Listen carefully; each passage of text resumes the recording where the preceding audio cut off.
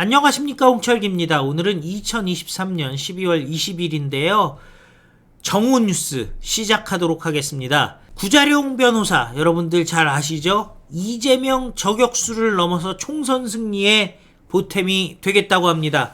국민의힘의 영입 인재 여러분들의 기대가 많은 것으로 알고 있는데 한동훈 장관과 함께 아주 민주당을 박살낸다는데요. 무엇보다 자기 희생을 중시 여긴다고 합니다. 그래서 서울에 험지로 출마한다라는 건데요. 어떻게 된 얘기인지 알아보도록 하겠습니다.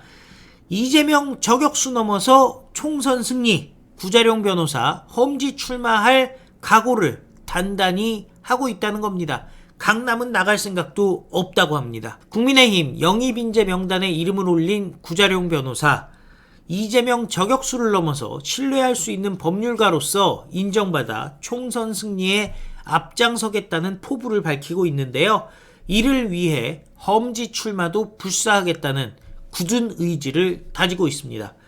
구자룡 변호사는 방송 등에 출연해서 이재명의 대장동 특혜 의혹 사건을 집중적으로 다루며 보수층에서 이재명 저격수라고 불리고 있습니다. 1973년생 홍철기랑 동갑이네요. 구자룡 변호사는 현재 학교법인 아리학원 이사와 법무법인 한별 변호사로 활동 중입니다. 이철규 인재영입위원장은 공정과 상식에 기반한 합리적 시각으로 당내외 다양한 이슈에 대해 당의 목소리를 내는데 큰 역할을 해줄 것이라고 구자룡 변호사의 영입에 대해 기대감을 드러낸 바 있습니다. 무엇보다 구자룡 변호사는 이재명 저격수라는 수식어를 넘어서 국민들에게 신뢰받는 법률가로 자리매김하고 싶다는 바람을 드러내고 있는데요. 제 소개글에 이재명 저격수라는 표현이 간혹 등장하는데 이는 그다지 적절하지 않습니다. 그동안 저의 발언은 전적으로 사건이 벌어졌을 때 기자들이 이 사건을 어떻게 보아야 하느냐라고 묻는 말에 답변을 한 게 전부입니다. 제가 별도로 누가 묻지도 않은 말을 한 적은 단 한 번도 없고 그래서 더욱 신뢰받았다고 생각합니다. 국민들에게 신뢰할 수 있는 법률가라고 불리면 더 바랄 게 없습니다 라고 얘기하고 있습니다.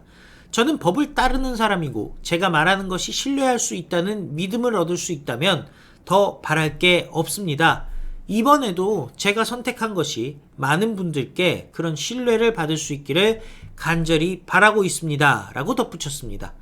구자룡 변호사는 여당이 수도권에서 전멸할 것이라는 언론 보도까지 나온 어려운 상황에서 저라도 나서지 않으면 안 된다고 느끼게 됐습니다 라면서 총선 패배로 정부가 식물 상태가 되고 국정이 마비된다면 국가는 쇠퇴하고 국민의 생활은 더욱 힘들어질 수밖에 없다고 생각했습니다 라고 이번 총선에 뛰어든 계기를 강조했습니다. 또 국민의힘을 선택한 이유에 대해서는 우리나라의 헌법 정신을 지키기 위해서는 지금 이 선택을 할 수밖에 없었습니다 라고 설명했는데요. 특히 구자룡 변호사는 총선에 임하는 자세에 대해서 여당을 향해 국민을 위해 희생해야 한다고 말했는데 제가 그런 말을 하고 영입인재라는 점을 이용해서 안전하게 당선되는 것을 꾀한다면 오히려 제 영입이 당과 국민께 마이너스가 될 것 아니겠습니까? 이럴 때일수록 저부터 다른 모습을 보여야 한다고 생각했습니다 라고 역설하고 있습니다. 구자룡 변호사는 이번 총선에서 서울 지역구 출마는 생각하고 있다라면서 비례대표나 여당의 당선이 유력한 강남 지역구는 생각하지 않는다라면서 서울 지역은 강남 빼면 현재 여당이 험지 아니면 사지라고 불리고 있지만 저로서는 받아들일 수밖에 없다고 생각합니다 라고 의지를 다지고 있습니다. 자, 그런데 이제 한동훈 비대위가 좀 있으면 출범하게 되죠. 사실상 기정사실화 되고 있는 상황인데요. 자, 구자룡 변호사, 한동훈 장관과 함께 승리를 위해서, 한동훈 비대위원장과 함께 승리를 위해서 앞으로 나간다면은 두려울 게 하나도 없을 것 같습니다. 김병민 국민의힘 최고위원은 최근 진행된 연석회의와 관련해서 33명 중 20명이 넘는 분들이 한동훈 장관 비대위원장 필요성에 힘을 싣는 분위기였다 라고 말했습니다. 지금의 위기를 극복하고 돌파하기 위해서는 새로운 리더십이 필요하다는 목소리에 힘이 실렸다라고 얘기하면서요. 흔히 조건부 찬성이라고 불리는 한동훈 장관이 오더라도 이런 역할을 해야 된다고 고언을 주시는 분들도 있었다며, 한동훈이 오게 된다면 대통령의 할 말을 하는 당정관계의 수립, 국민의힘 전체 통합을 중심으로 한 팀플레이, 수도권 중심 선거의지 등을 얘기했다는 겁니다. 이어서 반대되는 의견을 피력하더라도 한동훈 장관을 이런 식으로 써서는 안 된다는 주장들이 있었다면서, 분명한 것은 한동훈 장관이 이번 총선에서 필요하다는 데는 이견이 아예 없었다라는 겁니다. 한동훈 장관이 비대위원장으로 올 경우 당정관계의 우려의 목소리에 대해서 김병민 최고위원은 지금 현재 상황에서 비대위원장으로 오시는 분에게 제일 기대하는 것은 건강한 당정관계입니다. 지난 김기현 지도부에서 그걸 잘못했다고 평가하고 계시기 때문입니다.